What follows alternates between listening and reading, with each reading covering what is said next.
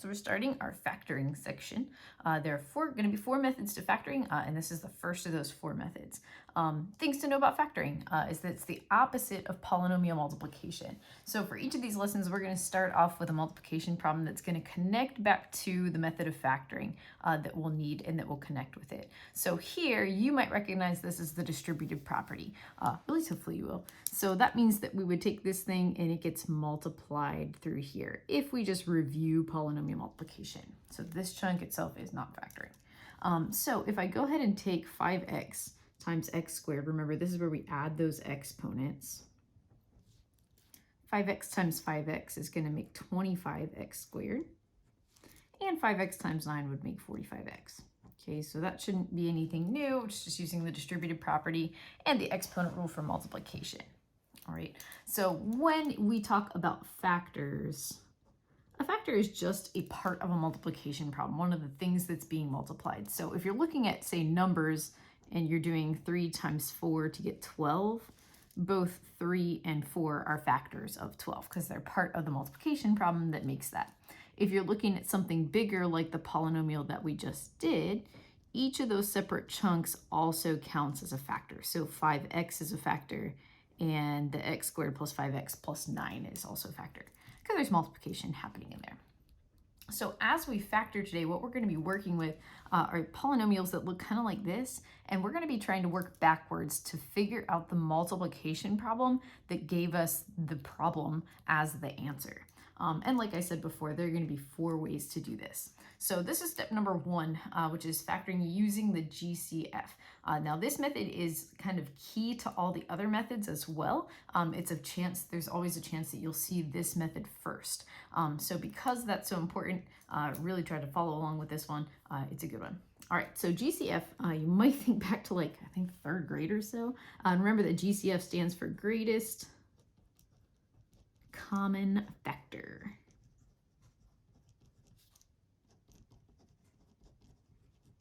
Okay, which is just the biggest number or the biggest piece that divides evenly into all the terms. So biggest for greatest, common, you could think shared, and factor would be chunk of a multiplication problem. So there are ways that you're going to see this. You could do it with just numbers. So we'll do that to kind of recap from elementary school. Here's how you probably did it in the past. You'd start with your numbers, like 10, and then that would be thinking of all the things you can multiply or divide evenly into 10. So 1 and 10, 2 and 5, and I think that's about it. Those are all the numbers that will divide evenly into 10. 24 has a little longer list, like 1 and 24, 2 and 12, 3 and 8, 4 and 6, and I think that does it for us. So from here, what we're looking for is the biggest number that appears on both of those lists. So although 1 shows up on both of the lists, 2 is actually the bigger number that shows up on both lists. So the GCF of 10 and 24 is going to be 2. Now this could get a little bit tedious, especially if you're not great at your multiplication tables. So we can also use Desmos to help us too. Desmos has a function. You type in GCD, greatest common divisor or denominator, probably divisor, not really sure. I don't work for Desmos. But GCD looks something like this. So you type it in. I'll slide that over. Make sure that you can see this side of the box right over here. All right, so GCD, you just type it in with a parenthesis. And what we do is we take these two numbers and type them in just so we see it, comma and all. So I'm going to go ahead and type in 5, inside my parentheses, Desmos there, 5, comma, 35. And it should spit out the biggest number that they have in common. So in this case, that'll be 5. It also works with 3 numbers, and it's really nice because 80, 100, and 40 all have relatively big lists if I was going to do that by hand. But you can go ahead and do 80, 100, 40 to kind of help you. And it says that its GCF is 20. All right, for variables, it's a little bit different.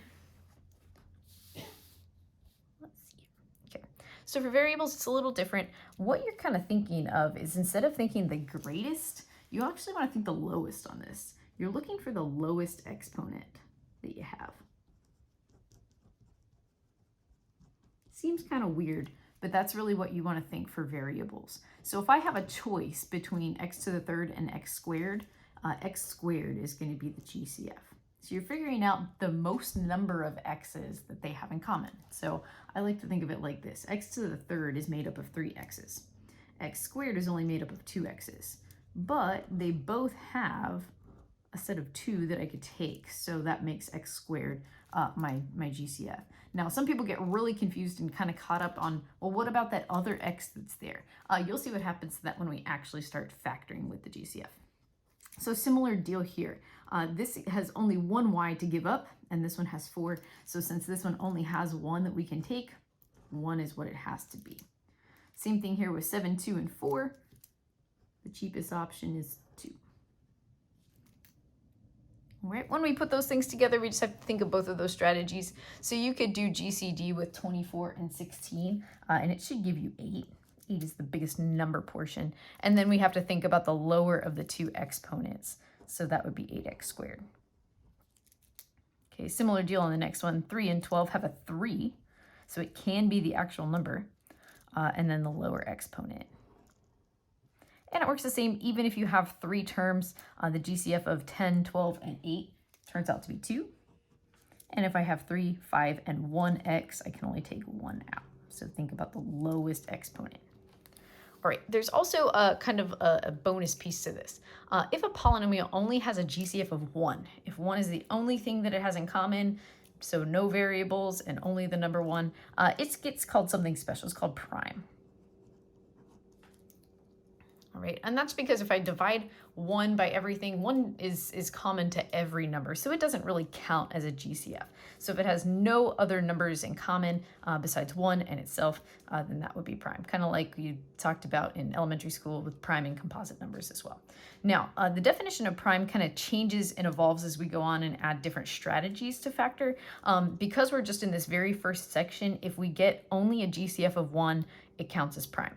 Later, however, that might just be our first step, and it might mean that we need a different strategy to make our problem actually work. However, we should always look for that GCF first. A lot of times it is just going to be 1 and we'll need a different strategy, but it's always good to check.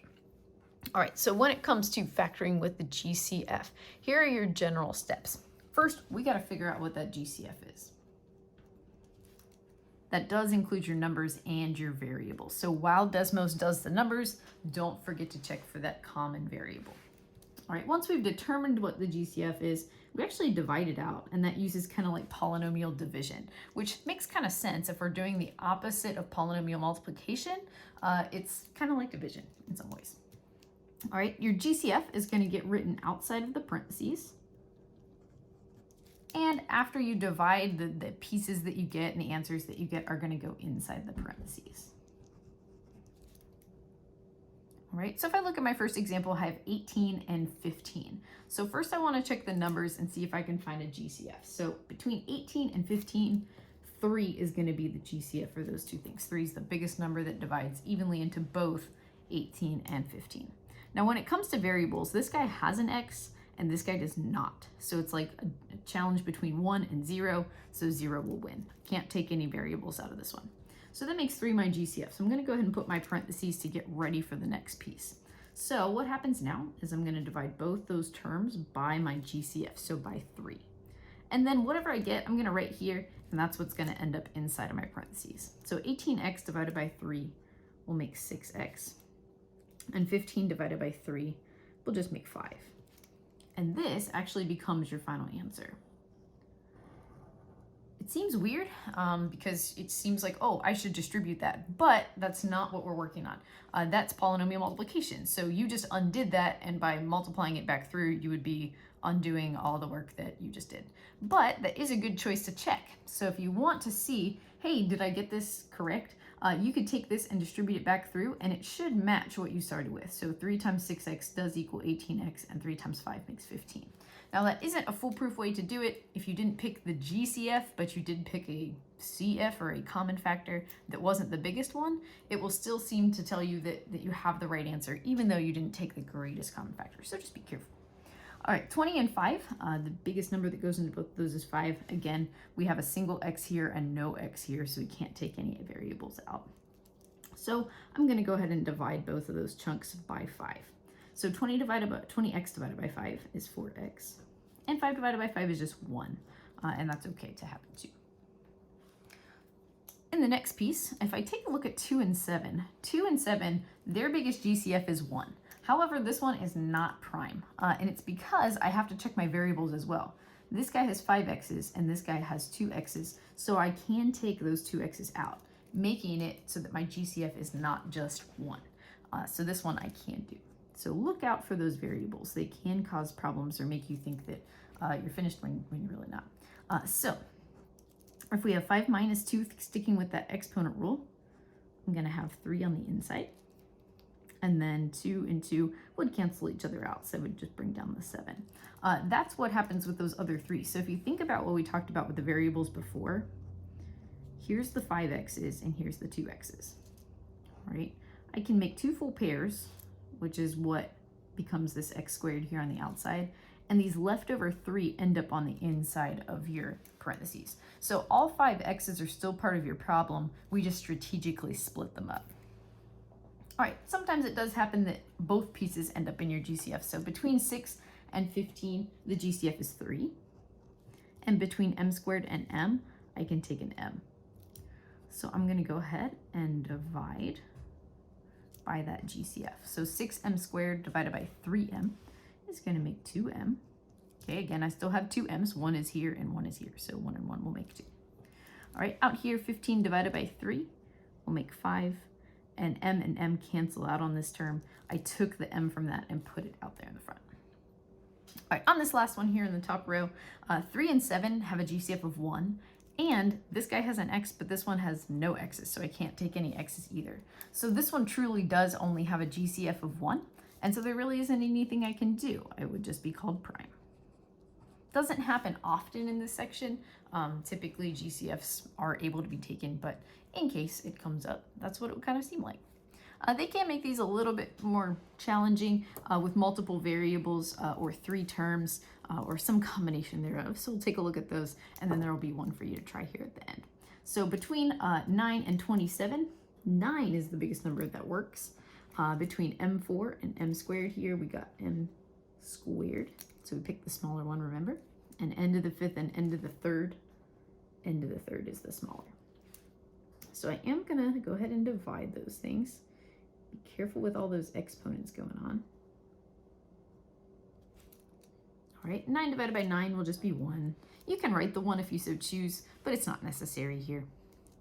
4 minus 2 will make 2, and 5 minus 3 also makes 2. All right, here, 27 divided by 9 will make 3. 2 minus 2 would be 0, and 3 minus 3 would also be 0. All right, even with 3 terms, you're just looking for a GCF between all 3, so it does have to satisfy all the pieces. So between 5, 25, and 45, the GCF is 5. Between x to the 3rd, x to the 2nd, and just a plain x to the 1st power, 1 is going to be our GCF on that one, taking the lowest exponent. So then I divide all 3 pieces by that GCF. 5 divided by 5 is going to make 1, but I have something else that can take the place and hold the place for me. So 3 minus 1 will be x squared. So notice all the pieces are still there. There's the 5, and x and 2 x's will make 3 x's. 25 divided by 5 is 5. 2 x's and 1 x will make 1. And then here, 45 divided by 5 is 9. X and x would cancel out. This is actually the problem that we did at the beginning. We worked it backwards, and that's how that would work. So on the last one, with all those variables and all those numbers, 12, 15, and 3, its GCF is 3. X to the 7th, x to the 5th, and a plain x. Plain x is the smallest. And same thing with the y there. We have a plain y in the back. So each term is going to get divided by 3y. If you feel comfortable enough to not have to write the division underneath, go for it. That's what I'm going to do on this one. You can kind of just make a pit stop here. So 12 divided by 3 will make 4. 7 minus 1 will make 6. 4 minus 1 will make 3. I'll keep the same sign. 15 divided by 3 will make 5. 5 minus 1 will be 4. 3 minus 1 will be 2. And on the last one, 3 divided by 3 is 1, and the x and the y would cancel out, so I do need to make sure that I put the 1 as a placeholder. All right, it's a great time to pause the video and give that last one a try. All right, and if you're ready, my GCF is going to be a 4x. 4 is the biggest number that divides evenly into 4, 8, and 12. And between x to the third, x squared, and x is the lowest exponent there. And then we divide that out. So that would look like x squared plus 2x plus 3 as your final answer.